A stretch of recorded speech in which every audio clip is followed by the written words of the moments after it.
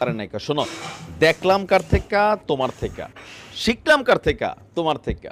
গুজববাজ ভারত মিডিয়ার সবচেয়ে বড় গুজববাজ যে ব্যক্তিটা, সেটা হচ্ছে একজন কলকাতার সাংবাদিক, রিপাবলিক বাংলার সংবাদ উপস্থাপক এবং কথিত সাংবাদিক ময়ূক রঞ্জন ঘোষ। একটা ন্যাশনাল টেলিভিশনে কি পরিমাণ মিথ্যাচার, পেঁয়াজের ভিতরে নাকি খুললে গ্রেনেড বের হইতে পারে, ক্ষেপণাস্ত্র বের হইতে পারে। দেখেন কি তত্ত্ব আবিষ্কার করছে। পাকিস্তান থেকে যখন বাংলাদেশে একটা আসছিল, জাহাজ আসছিল, তো এরকম বাংলাদেশের সকল বিষয়ে থাকবে না বাংলাদেশ, থাকবে না, মানে নানান ঢঙে মঙ্গে লাফাইয়া ঝাফাইয়া যে সাংবাদিক ভারতের জনগণকে বাংলাদেশের বিরুদ্ধে উস্কে দিয়েছে মিথ্যা তথ্য দিয়া।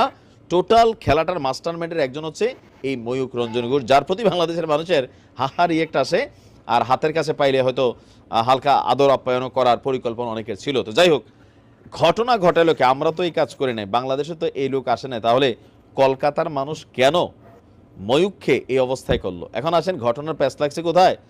সোশ্যাল মিডিয়াতে যেই বিষয়টা আলোচনায় থাকে, এটা নিয়ে সবচেয়ে বেশি গুজবের ডালপালা ছড়ায়। তো ময়ূক রঞ্জনকে নিয়ে এই মুহূর্তে ময়ূক রঞ্জনের পরিণতি এমন হোক, অনেক বাংলাদেশি এটা চাইছেন, দেখে খুশিও হয়েছেন, কিন্তু খুশি হওয়ার কারণ নাই।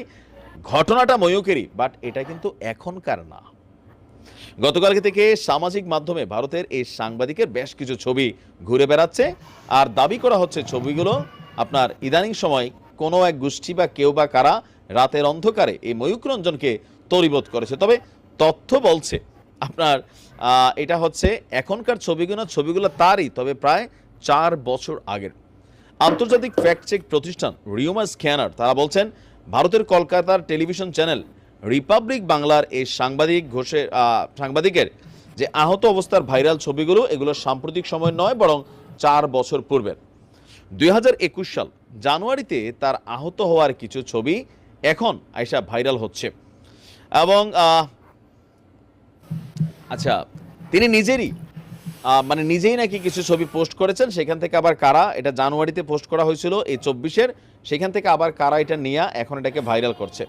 তো আমরা দেখি কি বলা হচ্ছে। যা আচ্ছা, আপনার চলতি বছরের 22 জানুয়ারি আলোচিত ছবিগুলো নিয়ে প্রকাশিত একটি পোস্ট খুঁজে পাওয়া যায়।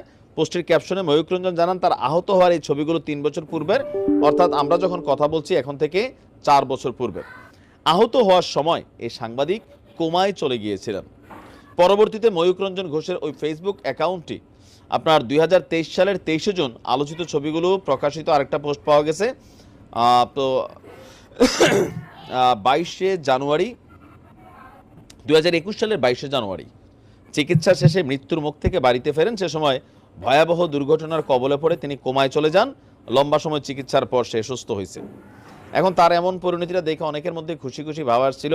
কেন আসছিল? যে এই মানুষটার কর্মগুলো আসলে এতটাই অপ্রাসঙ্গিক, ঘৃণা বিদ্বেষ ছড়িয়ে দেওয়ার মতন একটা নেগেটিভ কাজ নিয়ে আসছে, ব্যস্ত ছিল। আর একজন বাংলাদেশি হিসাবে বাংলাদেশের জনগণের এই সাংবাদিকের সকল কিছুর উপরই একটা আকর্ষণ আছে সেই জায়গা থেকে। তো আমাদের দেশের অনেকে মনে করছিল ঘটনা সত্য, আর মিডিয়াও যেভাবে নিউজ করছিল, আপনারাও যেভাবে নিউজ দেখছেন, ক্যাপশন দেখছেন, ভিতরে ঢুকে বুঝছেন যে আসলে এটা এখনকার ঘটনা না। তবে এই ব্যক্তি একটা মনে হয় কি বলা যায়, একটা টার্গেট হয়ে গেছে। সে যাই নিউজ করবে, ভুলভাল করবে, গুজব করবে, আর বাংলাদেশের বিরুদ্ধে সে বক্তব্য দিবে, দুই দেশের জনগণের মধ্যে হিংসার বীজ তৈরি করবে। এটাই ময়ূকের সাংবাদিকতার প্রধান উদ্দেশ্য। হেদায়েত হয়ে যাও ময়ূক, হ্যাঁ।